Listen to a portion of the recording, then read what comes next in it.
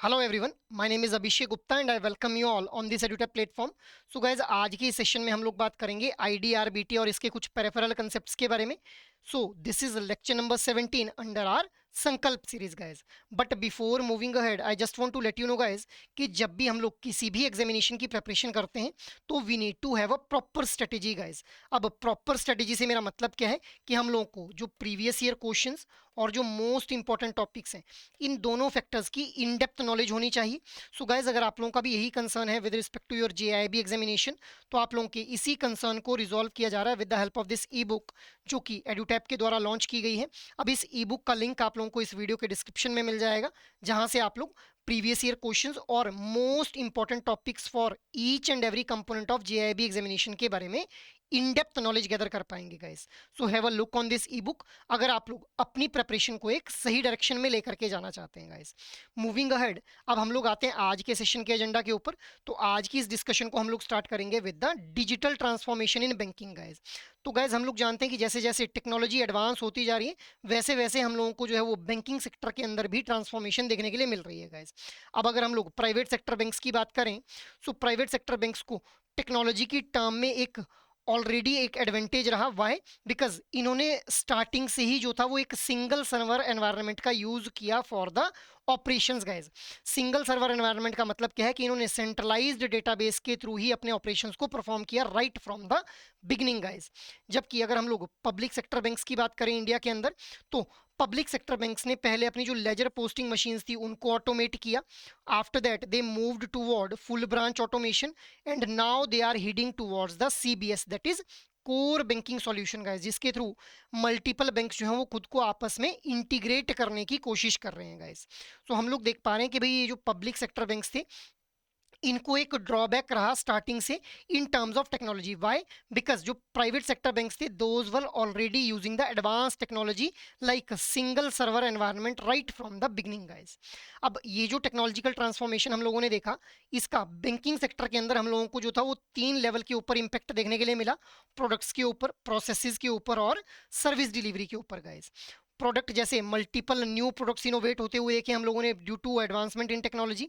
Processes में change देखा, processes जैसे मार्केटिंग प्रोसेसेस के अंदर हम लोगों ने चेंज देखा। जैसे जब इस टेक्नोलॉजी की अंदर हम लोगों को एडवांसमेंट देखने के लिए नहीं मिलती थी, तो किसी और तरीके से जो है वो ट्रेडिशनल वे के अंदर हम लोग मार्केटिंग कैंपेन्स वगैरह चलाते थे। जबकि डिजिटल ट्रांसफॉर्मेशन की वजह से जो मार्केटिंग कैंपेन्स हैं उनको हम लोग जो है वो एक न्यू इनोवेटिव वे के थ्रू जो है वो रन कर पाते हैं। इसी तरह से सर्विस डिलीवरी में भी हम लोगों ने चेंज देखा। कैसे? अब पहले क्या होता था कि पहले फिजिकल चैनल्स के थ्रू ही मोस्ट ऑफ द प्रोडक्ट और सर्विसेज को डिलीवर किया जाता था, but due to advancement in technology अब हम लोग जो डिजिटल मीन्स के थ्रू भी सर्विसेज को डिलीवर कर पा रहे हैं गाइस। सो इस तरह से 3 लेवल के ऊपर हम लोगों ने इंपैक्ट देखा। अब आज की डेट में अगर बात करें तो what are the emerging technological trends in market?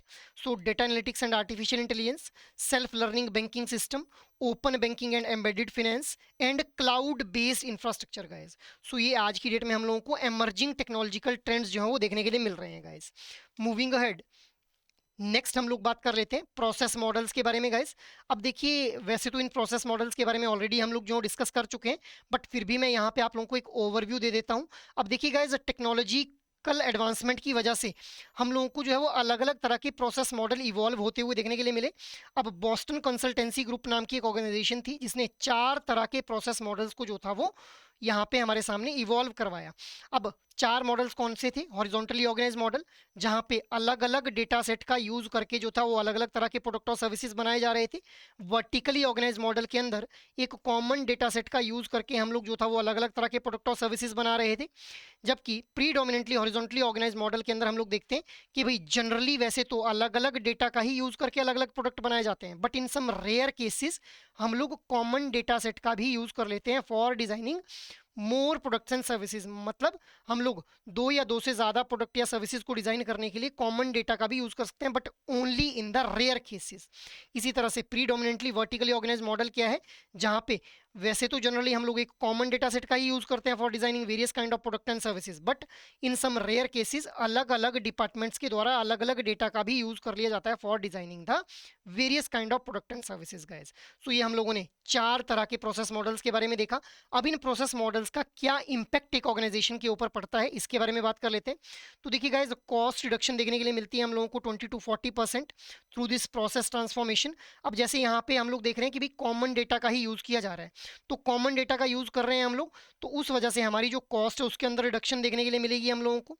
अब platform automation and a single view of customer contribute to the better understanding of customer needs, क्योंकि यहाँ पे हमारे पास जो अलग अलग डायमेंशन ऑफ डेटा कवर्ड है हमारे पास, जैसे एक कस्टमर की पर्सनल इंफॉर्मेशन, प्रोफेशनल इंफॉर्मेशन और फाइनेंशियल इंफॉर्मेशन, तो अलग अलग डायमेंशंस ऑफ डेटा हम लोगों ने जो है वो यहाँ पे कवर किया हुआ है फॉर डिजाइनिंग द प्रोडक्ट और सर्विसेज। सो जिस वजह से हम लोग जो है कस्टमर की नीड को एक बेटर वे में अंडरस्टैंड कर पाएंगे guys. After that customer centric approach evolve होती है, बिकॉज हमारे पास जब अलग अलग डायमेंशन ऑफ डेटा है कस्टमर का, तो इन अलग अलग तरह के डेटा की डायमेंशंस की वजह से हम लोग जो है वो right kind of product design कर पाएंगे for the right kind of customer guys. Next is integration for marketing strategies. अब हम लोग देख पा रहे हैं कि भाई हमारे पास अगर कोई कस्टमर है, मान लो वो रूरल एरिया में रह रहा है, अब हमारे पास ये इन्फॉर्मेशन है कि भाई एक इंडिविजुअल जो है वो रूरल एरिया में रह रहा है and he is not that much well versed with the technological trends, तो उस अकॉर्डिंग जो है वो उस इंडिविजुअल के लिए फिर या फिर उस पर्टिकुलर टारगेटेड कस्टमर ग्रुप के लिए जो मार्केटिंग स्ट्रेटेजीज हैं उनको इंटीग्रेट किया जाएगा गाइस।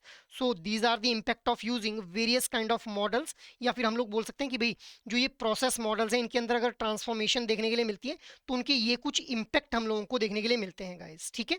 अब ये प्रोसेस के अंदर जो ट्रांसफॉर्मेशन हो रही है it is also only because of emerging technology guys, ठीक है। मूविंग अहेड, अब ये तो हम लोगों ने बात कर ली अलग अलग तरह के प्रोसेस मॉडल्स के बारे में। अब इन प्रोसेस मॉडल्स के अंदर किस तरह की इंफॉर्मेशन हम लोगों को कलेक्ट करनी पड़ती है guys. So static information is there, मतलब स्टैटिक इंफॉर्मेशन जो कभी चेंज नहीं होगी, जैसे अकाउंट ओपनिंग के regarding information, basic loan origination data. Next is updated information. अब अपडेटेड इन्फॉर्मेशन में जैसे एक इंडिविजुअल है उसकी आज इनकम जो है वो 30,000 रुपये है, 6 महीने बाद बढ़कर के उसकी इनकम जो है 50,000 रुपये महीना हो गई, तो ये हमारी अपडेटेड इन्फॉर्मेशन हो गई। Next is transaction information. अब ट्रांजेक्शन इन्फॉर्मेशन का पार्ट बनती है all the information from disbursement to the final settlement in loan account and operation details in the liability account. Liability account क्या हो जाएंगे यहाँ पे, कासा और एफडी या फिर RD accounts guys. So these will be the liability accounts. तो इनके जो भी ऑपरेशनल डिटेल्स हैं उसके रिगार्डिंग जो डेटा है, मतलब कितना अमाउंट डेबिट हुआ कितना क्रेडिट हुआ, ये सारी जो है वो ट्रांजेक्शनल इन्फॉर्मेशन हम लोगों को देखने के लिए मिलती है गाइस। अब हम लोग देख पाते हैं कि ये जो हमारे पास इन्फॉर्मेशन है इसकी हेल्प से हम लोग जो है वो अलग अलग तरह के ऑपरेशनल और स्ट्रेटेजिक अलर्ट्स जो है वो जारी कर सकते हैं, जिसकी हेल्प से एक्शंस लिए जा सकते हैं for developing the strategies for the further action, ठीक है। तो ये जो हमारी स्टैटिक इन्फॉर्मेशन है, अपडेटेड इन्फॉर्मेशन है, या फिर जो ट्रांजैक्शन इन्फॉर्मेशन है, इन्हीं इन्फॉर्मेशन के बेसिस के ऊपर हम लोग जो है वो फर्दर एक्शन ले पाते हैं, या फिर हम लोग ये बोल सकते हैं कि भाई अलग अलग तरह के अलर्ट्स जो जारी किए जा सकते हैं, जैसे स्ट्रेटेजिक अलर्ट्स या फिर operational alerts guys. Moving ahead, अब हम लोग आते हैं आईडीआरबीटी के ऊपर गाइस। अब देखिए गाइस, आईडीआरबीटी जो है ये भी एक टेक्नोलॉजिकल जो ट्रांसफॉर्मेशन हम लोग देख रहे हैं उसी का एक बेस्ट एग्जांपल हम लोगों को देखने के लिए मिलता है यहाँ पे। अब देखिए आईडीआरबीटी क्या है, IDRBT is institute for development and research in banking technology. अब इस इंस्टीट्यूट को जो था वो एस्टेब्लिश किया गया bye the Reserve Bank of India guys. इसका ओरिजिनेशन हम लोगों को देखने के लिए मिलता है 1996 के अंदर। अब एक कमेटी एस्टेब्लिश की गई थी technological upgradation in the payment system की, किस तरह से जो है वो टेक्नोलॉजी को अपग्रेड करना है सो दैट पेमेंट सिस्टम के अंदर जो है वो हम लोगों को एफिशिएंसी देखने के लिए मिले। ये कमेटी जो था वो अपॉइंट की गई थी under the chairmanship of Shri W S Saraf. अब 1994 के अंदर ये कमेटी जो थी वो एस्टेब्लिश की गई थी। इसी कमेटी के द्वारा ये रेकमेंड किया गया कि भाई एक institute of development and research in banking technology जो है वो एस्टेब्लिश किया जाना चाहिए, और ये एस्टेब्लिश होता है 1996 के अंदर गाइज। अब इस आईडीआरबीटी के द्वारा क्या कुछ टेक्नोलॉजिकल सर्विसेज इवॉल्व हुई उनके बारे में हम लोग देख लेते हैं। So INFINET that is Indian financial network, SFMS that is structured financial messaging system, NFS that is national financial switch, and IBCC that is Indian banking community cloud guys. So ये कुछ सर्विसेज इवॉल्व होती हुई देखी हम लोगों ने। इसके अलावा आईडीआरबीटी ने प्रमोट किया Indian financial technology and allied services को as a section 8 of the companies act, जिसको हम लोग क्या बोल रहे हैं, इफ्टाज बोल दे रहे हैं इस Indian financial technology and allied services को गाइज। अब उसके बाद हम लोगों ने ये देखा कि भाई एक आरबीआई के द्वारा ही external expert review committee appoint की जाती है, जिसको चेयर किया जाता है बाय डॉक्टर सी रंगराजन, और इनको काम दिया जाता है कि भाई आप लोगों ने इवेलुएट करना है एक्टिविटीज ऑफ दिस इंस्टीट्यूट। कौन से इंस्टीट्यूट की बात हो रही है, आईडीआरबीटी के द्वारा क्या कुछ एक्टिविटीज परफॉर्म की जा रही हैं, उनको इवेलुएट करना है। तो इन्होंने क्या रेकमेंड किया कि भाई IDRBT should function as a institute of excellence, मतलब ये बहुत ही अच्छी तरह से काम कर रहा है और इसको इंस्टीट्यूट ऑफ एक्सीलेंस जो है वो डिक्लेयर कर दिया जाना चाहिए। अब इसके बाद हम लोग देखते हैं कि भाई ये जो हमारी सर्विसेज थी जो कि इवॉल्व होती हुई देखी हम लोगों ने, इन सर्विसेज को इस इफ्टाज को जो था वो ट्रांसफर कर दिया गया। बाद में इस इफ्टाज को एक्वायर कर लेता है आरबीआई। अब इफ्टाज ने कब टेक ओवर किया इन सर्विसेज को फ्रॉम द आईडीआरबीटी, 2016 के अंदर। कौन कौन सी सर्विसेज को टेक ओवर किया, इन्फिनेट, एसएफएमएस और आईबीसीसी को। और आरबीआई ने कब ओवरटेक कर लिया इन इफ्टाज को, मार्च 2019 के अंदर गाइस। अब यहाँ पे हम लोग देख रहे हैं 4 सर्विसेज देखने के लिए मिल रही हैं हम लोगों को। चारों में से ये जो नेशनल फाइनेंशियल स्विच है, it was transfer to NPCI, that is national payment corporation of India guys. So ये आप लोगों ने ध्यान रखना है आईडीआरबीटी के बारे में गाइस। मूविंग अहेड, अब हम लोग एक एक सर्विस को जो है वो डिटेल में डिस्कस कर लेते हैं। तो सबसे पहले Indian financial network guys. So ये क्या है, it is a closed user group network and it is a nation wide communication backbone for banking and financial sector. So multiple banks या फिर फाइनेंशियल इंस्टीट्यूशंस के द्वारा जब भी आपस में कम्युनिकेट किया जाएगा तो इसी नेटवर्क के थ्रू जो है वो कम्युनिकेट करेंगे। अब यहाँ पे क्लोज्ड यूजर ग्रुप का मतलब क्या है कि भाई it is restricted only to the financial institution और टू द बैंक्स। ऐसा नहीं है कि हर कोई इस नेटवर्क का यूज करके जो कम्युनिकेशन कर सकता है गाइज। तो इसीलिए क्लोज्ड यूजर ग्रुप नेटवर्क है ही। अब इसके क्या कुछ एडवांटेजेस देखने के लिए मिलते हैं। So it is very much secure, low risk is there and customer oriented delivery mechanism को जो है वो ध्यान में रखा जाता है with the help of this Indian financial network guys. अब इसके थ्रू इंटर बैंक और इंट्रा बैंक एप्लीकेशंस को जो है वो डिप्लॉय कर दिया जाता है इन्फिनेट के थ्रू। फॉर एग्जांपल जो भी हमारी सर्विसेज हैं जैसे SFMS, EFT, NEFT and RTGS, electronic debit, online processing, trading in government securities. So इन सभी सर्विसेज के अंदर जब भी कम्युनिकेशन किया जाएगा इन सर्विसेज को प्रोवाइड करने के लिए बैंक्स या फिर फाइनेंशियल इंस्टीट्यूशंस के द्वारा, तो वहां पे इन्फीनेट का जो नेटवर्क है इसका यूज कर लिया जाता है गाइज। अब इंटर बैंक और इंट्रा बैंक एप्लीकेशंस का मतलब क्या है कि अगर एक बैंक ने अपनी ही किसी ब्रांच के साथ अगर कम्युनिकेशन करनी है तो वहां पे भी इस इन्फिनेट का यूज किया जा सकता है, या फिर एक बैंक ने दूसरे बैंक से, जैसे पीएनबी बैंक ने एसबीआई बैंक से कम्युनिकेट करना है, वहां पे भी इस इंडियन फाइनेंशियल नेटवर्क का जो है वो यूज किया जाएगा गाइस। ठीक है, मूविंग अहेड, नेक्स्ट हम लोग बात कर लेते हैं एसएफएमएस के बारे में। अब गाइस देखिए एसएफएमएस क्या है, it is structured financial messaging system. So it is a secure standard which is designed for intra and inter bank applications in India. So it is very much similar to international SWIFT system. SWIFT system क्या है, society for world wide inter bank financial telecommunication. So global level के ऊपर जब भी messaging करनी रहती है तो वहां पे स्विफ्ट सिस्टम का यूज किया जाता है फाइनेंशियल इंस्टीट्यूशंस के द्वारा, जबकि इंडिया के अंदर जो है वो एसएफएमएस का यूज किया जाता है। अब SFMS facilitates secure communication within and between the banks. अभी मैंने आप लोगों को बताया कि भाई अगर एक बैंक ने अपनी किसी ब्रांच के साथ जो है वो इंटरेक्शन करनी है या फिर मैसेजिंग करनी है तो वहां पे भी एसएफएमएस का यूज किया जा सकता है, और किसी दूसरे बैंक के साथ अगर मैसेजिंग करनी है तो वहां पे भी एसएफएमएस का यूज किया जा सकता है गाइस। अब what are the key features which are there in SFMS. So a directory service is there for IFSC network configuration, secured messaging is allowed using the push technology. Push technology का मतलब क्या है कि जो receiver और sender है किसी के एंड से भी जो है वो मैसेजिंग को इनिशिएट किया जा सकता है। आफ्टर दैट जो एक्सचेंज ऑफ मैसेजेस है वो बैचेस के अंदर यहाँ पे देखने के लिए मिलता है हम लोगों को। Smart card based user access provide कर दिया जाता है। एनक्रिप्शन और जो ऑथेंटिकेशन है उसको कंफर्म किया जाता है with the ISO and Swift standards. मतलब आईएसओ या फिर स्विफ्ट स्टैंडर्ड्स को फॉलो किया जाता है जब भी मैसेजिंग की जाएगी, which makes it more secure end encrypted guys. ठीक है, मूविंग अहेड, अब देखिए डिपार्टमेंट ऑफ फाइनेंशियल सर्विसेज के द्वारा बहुत से पब्लिक सेक्टर बैंक्स को जो है बार बार रिक्वेस्ट किया जाता है कि भाई आप लोग एसएफएमएस का यूज करें जब भी आप लोग सेंड या रिसीव कर रहे हैं लेटर ऑफ क्रेडिट को या फिर बैंक गारंटी जैसे इंस्ट्रूमेंट्स का यूज कर रहे हैं, सो दैट आप लोग एक सिक्योर वे में जो है वो मैसेजिंग कर पाएंगे इस। ठीक है, मूविंग अहेड, नेक्स्ट हम लोग बात कर लेते हैं एनएफएस के बारे में। अब गाइस देखिए एनएफएस क्या है, it is national financial switch. So it is a framework behind ATMs, मतलब एटीएम्स एटीएम्स का जो नेटवर्क आज की डेट में हम लोगों को देखने के लिए मिल रहा है, that is feasible only because of this NFS guys. आज की डेट में आप लोग देखते हैं ना कि पीएनबी का अगर आप लोगों के पास जो है वो डेबिट कार्ड है, ठीक है, अगर आप लोगों के पास जो डेबिट कार्ड है that is of PNB bank, और आप लोग एसबीआई की एटीएम मशीन से जो है वो ट्रांजेक्शन करना चाहते हैं, तो you can do that, but you can do that only because of this NFS guys. अब यहाँ पे जब भी एनएफएस का मेंबर बनना रहता है तो एक वन टाइम मेंबरशिप का ऑप्शन रहता है, जहाँ पे bank can became member bye paying off ₹3 lakh. इसके अलावा एनएफएस के अंदर हम लोगों को स्पॉन्सरशिप मॉडल भी देखने के लिए मिलता है, जहाँ पे ₹6 लाख जो पे करने हैं, जिस वजह से फिर जो सब मेंबर है वो एनएफएस को ज्वाइन कर पाएंगे with the sponsor bank guys. मतलब स्पॉन्सर बैंक के थ्रू सब मेंबर्स भी इस एनएफएस को जो है वो ज्वाइन कर पाएंगे। नेक्स्ट इज इंटरचेंज फी के बारे में अगर हम लोग बात करें, सो जो कार्ड इशूइंग मेंबर है वो पे करते हैं to the card acquiring member. मतलब जो कार्ड इशूइंग मेंबर्स हैं उनके द्वारा इंटरचेंज फी जो है वो पे की जाएगी to the card acquiring member guys. अब अगर विड्रॉल की जाती है तो उस केस में ₹17 जो है यहाँ पे इंटरचेंज फी रखी गई है। इसके अलावा हम लोगों को इंटरनेशनल कार्ड स्कीम्स के साथ भी जो है वो MOU memorandum of understanding sign होता हुआ देखने के लिए मिलता है, जहां पे इंटरनेशनल कार्ड होल्डर्स भी उन एटीएम्स का यूज कर सकते हैं which are being connected through the NFS, that is national financial switch guys.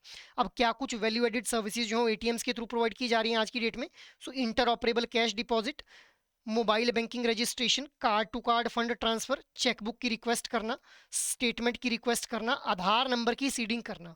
So these are the various kind of services जो कि एटीएम्स की हेल्प से प्रोवाइड की जा रही हैं कस्टमर्स को, और एनएफएस का एक बहुत ही प्रोमिनेंट रोल देखने के लिए मिलता है in the interlinking of various banks ATMs या फिर वेरियस ब्रांचेज एटीएम्स गाइस, ठीक है। मूविंग अहेड, नेक्स्ट हम लोग बात कर लेते हैं आईबीसीसी के बारे में गाइस। अब देखिए आईबीसीसी क्या है, Indian banking community cloud, but इससे पहले हम लोग समझते हैं कम्युनिटी क्लाउड क्या है। सो कम्युनिटी क्लाउड क्या है, इट इज़ एन इंफ्रास्ट्रक्चर जो कि वेरियस ऑर्गेनाइजेशंस के बीच में जो है वो शेयर किया जाता है। मल्टीपल ऑर्गेनाइजेशंस के बीच में जब एक कॉमन इंफ्रास्ट्रक्चर को शेयर किया जाएगा तो उसी को हम लोग क्या बोल देंगे, कम्युनिटी क्लाउड बोल देंगे गाइस। अब इंडियन बैंकिंग कम्युनिटी क्लाउड क्या है, it is Indian banking community जो क्लाउड है, it services the customers on demand over the internet using the cloud computing. इसको हम लोग सर्विस ऑन डिमांड भी बोल देते हैं, जहां पे इंटरनेट का यूज करके जो हो कस्टमर्स की जो नीड्स हैं उनको फुलफिल किया जाता है बाय द बैंक्स गाइज। अब ये जो हमारा आईबीसीसी है, it is being managed by IDRBT, या तो आईडीआरबीटी जो हम लोगों ने अभी देखा institute for development and research in banking technology, या तो इसके द्वारा इंटरनली इस आईबीसीसी को मैनेज किया जाएगा, या फिर किसी थर्ड पार्टी के द्वारा भी मैनेज किया जा सकता है गाइस। अब 3 तरह की फंडामेंटल सर्विसेज हम लोगों को आईबीसीसी के थ्रू प्रोवाइड करती हुई देखने को मिलती हैं। सबसे पहले सॉफ्टवेयर एज सर्विस, जहाँ पे सॉफ्टवेयर को एज ए एप्लीकेशन जो है वो प्रोवाइड कर दिया जाएगा, ठीक है। Next is platform as a service. अब प्लेटफॉर्म एज अ सर्विस के अंदर हम लोग देखते हैं कि भाई जो इंफ्रास्ट्रक्चर है वो प्रोवाइड कर दिया जाएगा, ठीक है, और जो ऑर्गेनाइजेशन है उनके द्वारा खुद की एप्लीकेशंस जो है वो बिल्ड कर दी जाएंगी that will run on the providers infrastructure, ठीक है। After that infrastructure as a service के अंदर हम लोग क्या देखते हैं कि भाई जो इक्विपमेंट्स हैं जैसे सर्वर, स्टोरेज सिस्टम, ये प्रोवाइड कर दिए जाएंगे एज ए सर्विस, बाकी इनका यूज करके खुद फिर इंफ्रास्ट्रक्चर जो है बिल्ड कर लेगी ऑर्गेनाइजेशन। तो software as a service, platform as a service और इंफ्रास्ट्रक्चर एज अ सर्विस, 3 तरह की सर्विसेज जो है वो आईबीसीसी के थ्रू प्रोवाइड की जाती हैं गाइस। मूविंग अहेड, अब हम लोग बात कर लेते हैं वेल्थ मैनेजमेंट सॉल्यूशंस के बारे में। सो गाइस हम लोगों ने आईडीआरबीटी और इसके द्वारा जो सर्विसेज इवॉल्व हुई थी उनके बारे में डिटेल डिस्कशन कर लिया। अब हम लोग बात कर लेते हैं वेल्थ मैनेजमेंट सॉल्यूशंस के बारे में। सो गाइस देखिए वेल्थ मैनेजमेंट सॉल्यूशंस क्या है, these are advanced scalable system tailored for retail and private banks guys.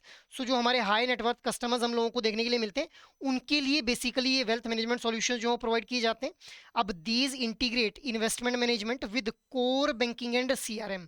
तो इन्वेस्टमेंट मैनेजमेंट को जो है वो इंटीग्रेट कर दिया जाता है with the core banking and customer relationship management, जिसके थ्रू ये इंश्योर किया जाता है, दे ensure a unified customer view and seamless transaction flow, जो बैंक्स को अलाउ करते हैं कि भाई वो अपने कस्टमर बेस को एक तो कैपिटलाइज कर पाएँ, बढ़ा पाएँ, इसके अलावा एडिशनल रेवेन्यू भी जनरेट कर पाएँ banks by providing these wealth management solutions guys.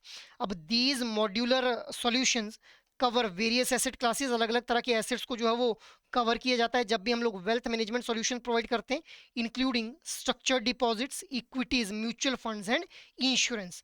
So multiple kind of assets को जो है इंक्लूड किया जाता है जब भी वेल्थ मैनेजमेंट के रिगार्डिंग जो है वो सॉल्यूशंस प्रोवाइड किए जाते हैं to the high net worth individual customers, guys.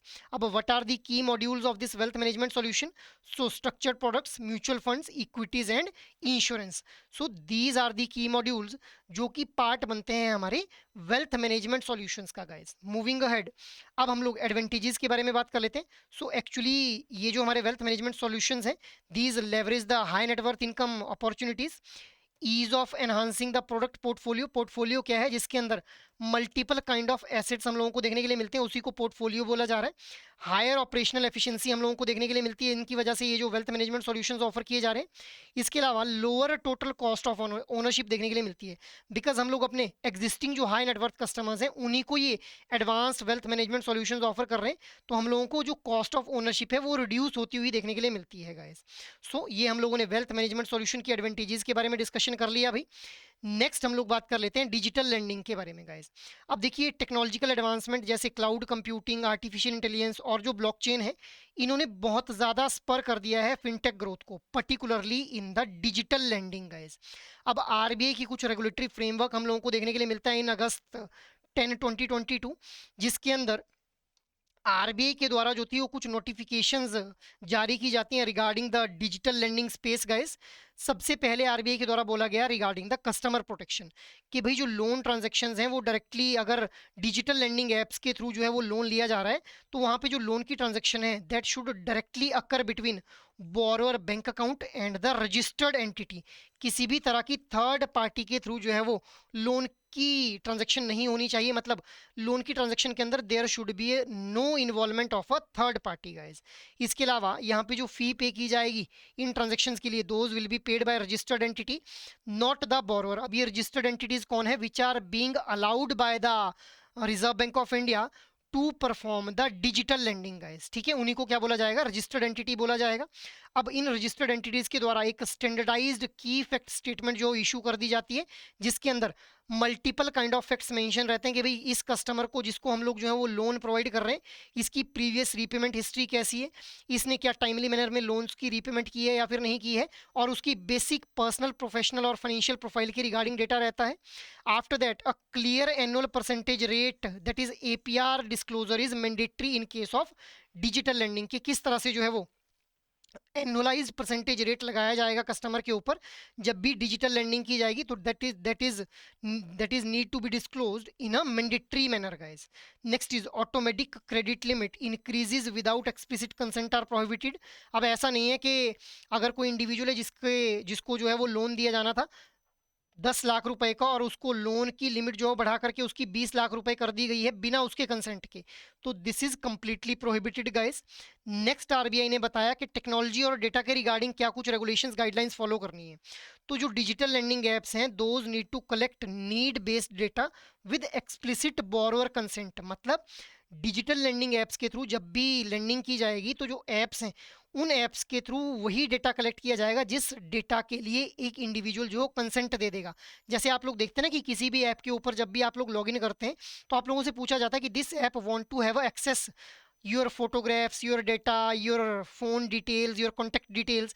तो अगर बोरोवर का कंसेंट नहीं है तो जो डिजिटल लेंडिंग ऐप है वो आपके डेटा को जो है वो फैच नहीं कर पाएगी. बोरोर जो है एक्सेप्ट भी कर सकते हैं, डिनाई भी कर सकते हैं और रिवोक भी कर सकते हैं डेटा का कंसेंट देने से, guys. Next is regulatory compliance क्या फॉलो करने पड़ेंगे.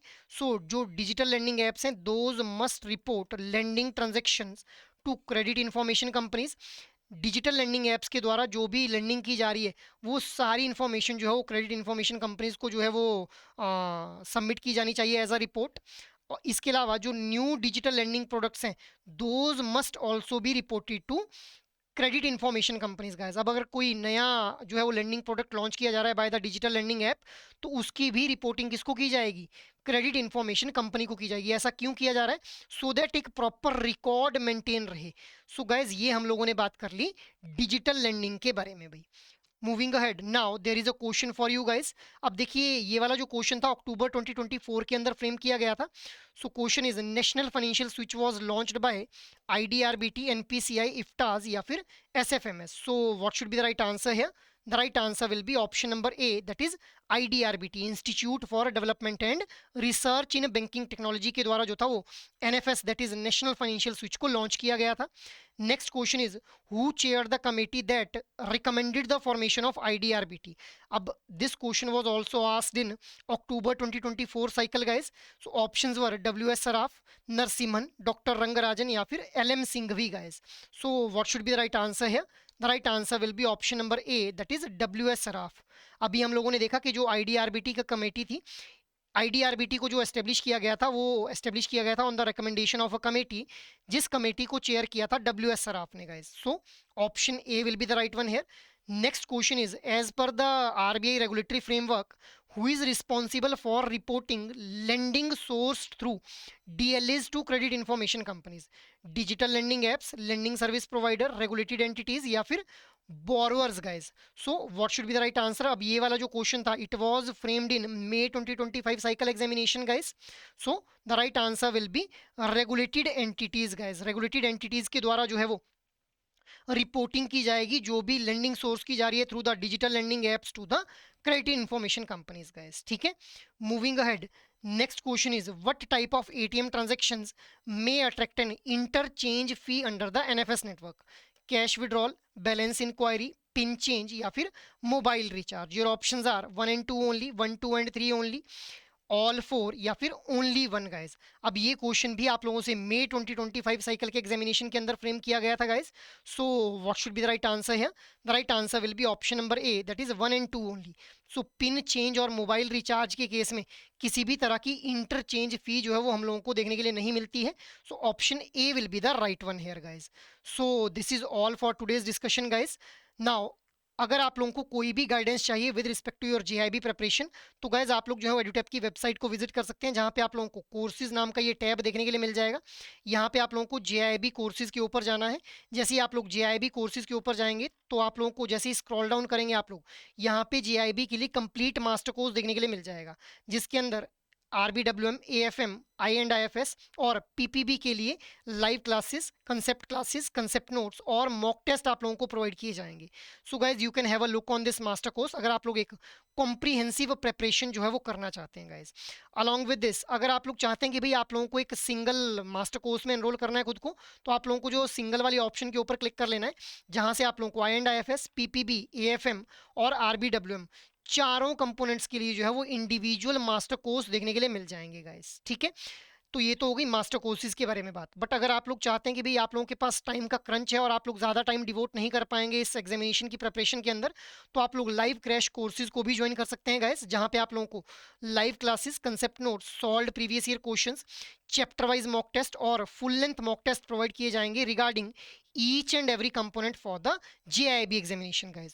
so you can have a look on these particular courses guys अगर आप लोग किसी भी तरह की गाइडेंस चाहते हैं with respect to your JIB examination. So guys that is all from my side for this particular session. I hope ये सेशन आप लोगों को अच्छे लग रहे हैं। अगर एक्चुअल में ये सेशन आप लोगों को पसंद आ रहे हैं तो इन सेशंस को लाइक, शेयर और सब्सक्राइब कर लें। और अगर आप लोगों की कोई भी क्वेरी हो तो आप लोग मेल कर सकते हैं hello@edutap.co.in के ऊपर। जय हिंद।